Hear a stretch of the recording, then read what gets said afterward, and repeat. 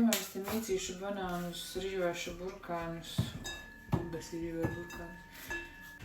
es varētu pastāstīt par to, kā pēc 12. Kādas 12. pēc augstskolas.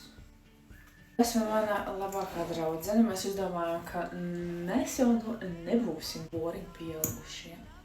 Brauksim ceļot. Tas galamērķis bija Jaunzēlande. Mums vajadzēja, protams, naudu mazliet. Mēs sākām ar ko? Ar Angliju.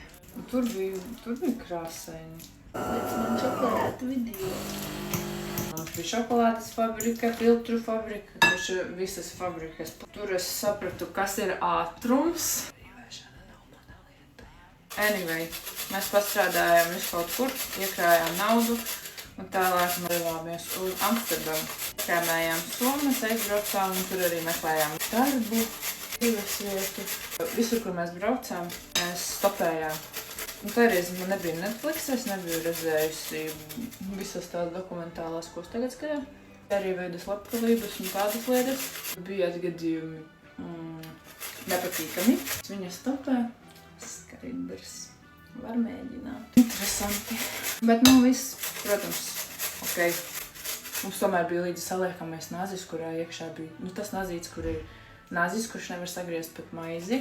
Tad tāds spirāla veida, nezinu, man tas jāspēc korķuviļi, tad tur 101 lieta vienā mazā komā. Un mans plāns bija, kāds. Tas spirāla veida korķuviļķis būs pierē. Cik tur tā darba? Jā, bet tajā pašā laikā vēl superīgs cilvēks satikām. Tā mēs stopējām un braukājāmies visu to, kur mēs padzīvojām Francijā. Lasījām tur vīnogas, kad bija vīnogu laiks. Mēs vasarā izdomājām stopēt cauri Itālijai, bet ar telti palikām visu kaut kur. Tad mēs padzīvojām citā Francijas daļā, tad mēs lasījām ārbolus. Pa vidam daudz braukājām uz Latviju. Kaut kad ziemā mēs ar snowboardu dēļiem stopējām uz Alpiem. Tā mēs ceļojām un braukājāmies. Mēram 2 gadus, laikam.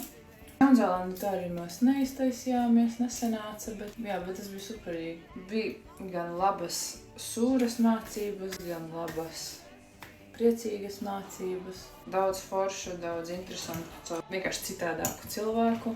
Ceļošana noslēdzās un mēs, protams, iegājām pieaugušo dzīvēt. Atēsi man ablomu, lūdzu. Mums ok. Teci. Yummy. Nopietni garšīgi. Kaut kā tā.